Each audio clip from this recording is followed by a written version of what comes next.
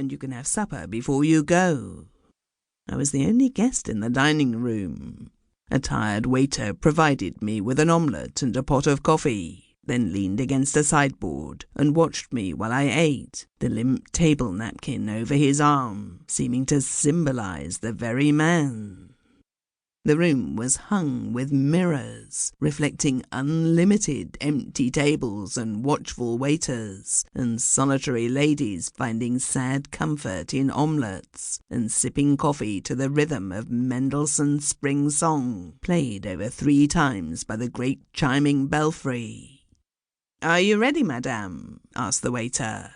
"It is I who carry your luggage." "Quite ready." He heaved a suitcase onto his shoulder and strode before me, past the little pavement cafes, where men and women, scenting our approach, laid down their beer and their postcards to stare after us, down a narrow street of shuttered houses, through the Place Van Eyck to a red brick house. The door was opened by the wall-eyed family treasure, who held a candle like a miniature frying pan in her hand. She refused to admit us until we had both told the whole story. C'est ça, said she. Jean, number 5. She shuffled up the stairs, unlocked a door, and lit another miniature frying pan upon the bed table. The room was papered in pink, having a pink bed, a pink door, and a pink chair. On pink mats on the mantelpiece, obese young cherubs burst out of pink eggshells, with trumpets in their mouths. I was brought a can of hot water. I shut and locked the door. Bruges at last, I thought as I climbed into a bed so slippery with fine linen that one felt like a fish endeavouring to swim over an ice pond. And this quiet house with the old typical servant, the Place Van Eyck, with the white statues surrounded by those dark and heavy trees. There was almost a touch of Verlaine in that. Bang went a door. I started up in terror and felt for the frying pan, but it was the room next to mine suddenly invaded.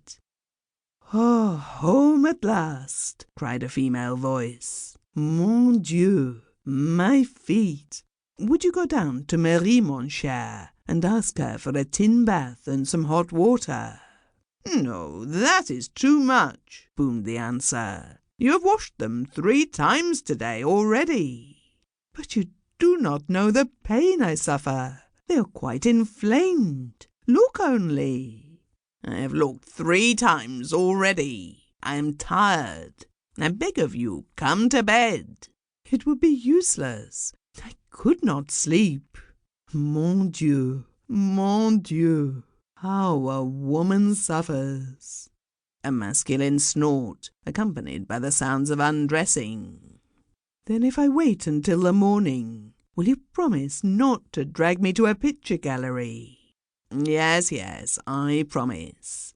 "But truly." "I have said so." "Now can I believe you?" A long groan. "It is absurd to make that noise, for you know yourself that the same thing happened last evening and this morning." There was only one thing to be done.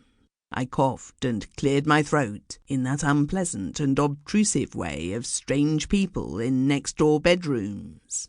It acted like a charm. Their conversation sifted into a whisper, for female voice only. I fell asleep. Barketsvaha. Visit the Venice of the North by boat. Explore the little-known and fascinating byways. With the memory of the guidebook clinging about me, I went into the shop and demanded a boat. "Have you a small canoe?" "No, mademoiselle, but a little boat, very suitable." "I wish to go alone and return when I like." "Then you have been here before?" "No." The boatman looked puzzled. "It is not safe for mademoiselle to go without a guide for the first time." "Then I will take one on the condition that he is silent and points out no beauties to me." "But the names of the bridges!" cried the boatman. "The famous house fronts!" I ran down to the landing stage. "Pierre! Pierre!" called the waterman.